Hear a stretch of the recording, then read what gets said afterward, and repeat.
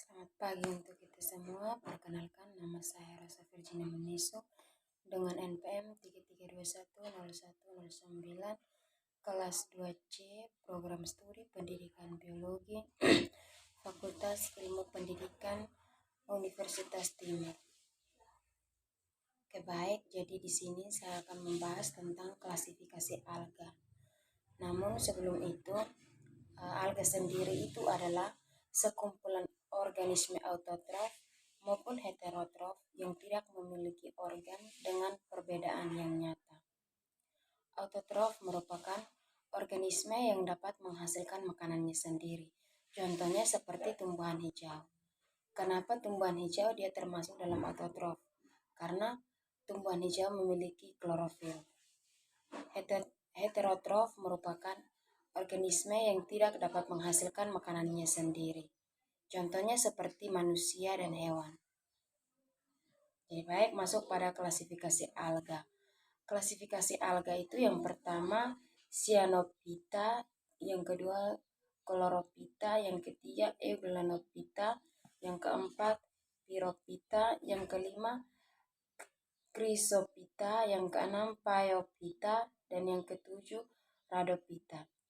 Jadi di sini saya akan membahas klasifikasi alga yang keempat sampai dengan yang ketujuh, yaitu Pyrophyta, Chrysophyta, Phaeophyta, dan Rhodophyta. Jadi kita langsung masuk pada yang pertama, itu Pyrophyta. Pyrophyta disebut juga sebagai ganggang api. Nama lain dari ganggang Pyrophyta adalah Dinoflagellata, karena pergerakannya dibantu dua flagel mirip seperti cambuk. Tubuh ganggang ini tersusun atas satu sel, dapat bergerak aktif, memiliki dua buah flagel, dan memiliki dinding sel yang tersusun atas lempengan-lempengan selulosa. Teman-teman, ganggang ini hidup di air laut ataupun di air tawar. Dan ganggang Pyrophyta juga bereproduksi secara seksual. Peranan dari alga api atau Pyrophyta antara lain, yang pertama itu sebagai fitoplankton dan penghasil oksigen dan biomasa dalam ekosistem. Menyebabkan air laut tampak bercahaya karena mengandung fosfor. Yang kedua, menjadi parasit pada hewan laut. Baik teman-teman, sekarang masuk pada klasifikasi alga yang kelima, yaitu Chrysophyta atau disebut juga sebagai ganggang keemasan. Alga keemasan atau Chrysophyta adalah salah satu kelas dari kelompok alga Heteroconphyta. Warnanya yang kuning keemasan berasal dari kandungan pigmen, karotena, dan xanthofil yang banyak sehingga berdominasi warna kloroplasnya dan membuat klorofil tidak terlalu tampak. Struktur tubuh dari alga Chrysophyta adalah bentuk tubuh Chrysophyta kebanyakan bersel satu atau uniseluler dan bersel banyak atau multiseluler, dan tubuhnya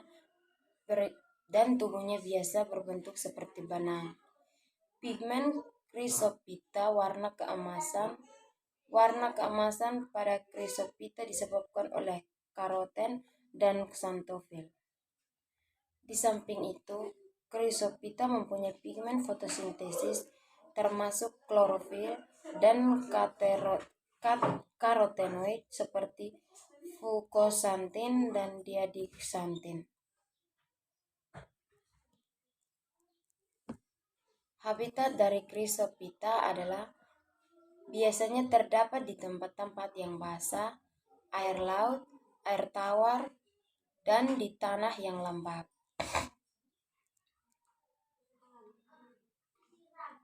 Yang ketiga, masuk pada peranan Chrysophyta.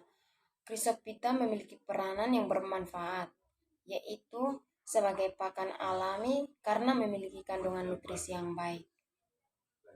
Lipid yang dihasilkan Chrysophyta dapat dijadikan bahan biodiesel karena mengandung hidrokarbon.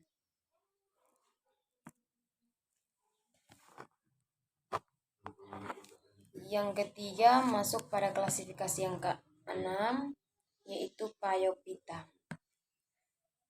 Phaeophyta atau yang biasa disebut alga coklat atau alga pirang adalah salah satu kelas dari alga Heteroconphyta.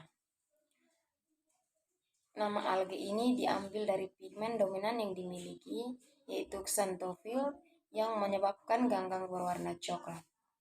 Pigmen lain yang dimiliki Phaeophyta adalah klorofil dan karotena.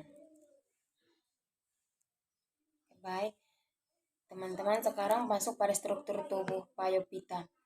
Struktur tubuh Phaeophyta adalah tubuhnya selalu berupa talus yang multiseluler yang berbentuk filamen, lembaran atau menyerupai semak yang dapat mencapai beberapa puluh meter, terutama jenis-jenis yang hidup di daerah beriklim dingin.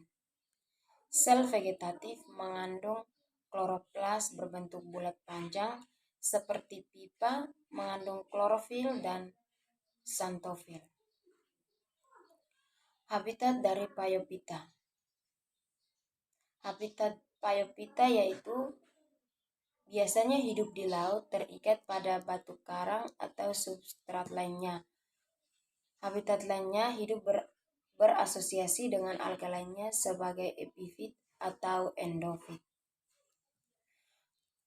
Peranan dari Phaeophyta yaitu adalah Phaeophyta juga menghasilkan algin, suatu koloid yang berguna sebagai bahan penstabil pada pembuatan es krim. Algin juga sangat penting dalam industri farmasi, yakni untuk bahan pembuatan pil, tablet, salep, dan obat pembersih gigi. Yang terakhir adalah klasifikasi alga yang ke-7, yaitu Rhodophyta. Rhodophyta atau yang biasa disebut dengan alga merah adalah salah satu filum dari alga berdasarkan satu warna atau pigmentasinya. Warna merah pada alga ini disebabkan oleh pigmen phycoerythrin dalam jumlah banyak dibandingkan pigmen klorofil, karoten, dan xanthophyll. Alga ini pada umumnya bersel banyak dan makroskopis. Struktur tubuh dari alga ini adalah yang pertama, memiliki pigmen phycoerythrin atau merah yang dominan. Yang kedua, cadangan makanan berupa karbohidrat yang disebut fluorid. Yang ketiga, hidup di perairan laut yang dalam, ada yang hidup di air tawar. Yang keempat, tidak menghasilkan gamet yang motil. Habitat dari alga merah atau Rhodophyta adalah sebagian besar alga merah hidup di laut, banyak terdapat di laut tropika. Sebagian kecil hidup di air tawar yang dingin dengan aliran deras dan banyak oksigen. Selain itu juga ada alga merah juga ada yang hidup di air payau. Yang terakhir adalah peranan Rhodophyta. Peranan Rhodophyta ini sangat bermanfaat, digunakan untuk bahan baku makanan karena di dalam alga merah ini mengandung bahan-bahan organik, yaitu seperti kaya akan vitamin A, C, B6, B12, zat besi, fluor, serta sebagai sumber protein. Selain itu juga alga merah bermanfaat dalam industri kosmetik, yaitu sebagai bahan baku produk kecantikan.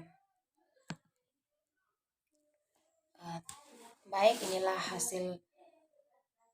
hasil presentasi saya mengenai klasifikasi alga, mulai dari Phaeophyta, Chrysophyta, Phaeophyta, dan Rhodophyta.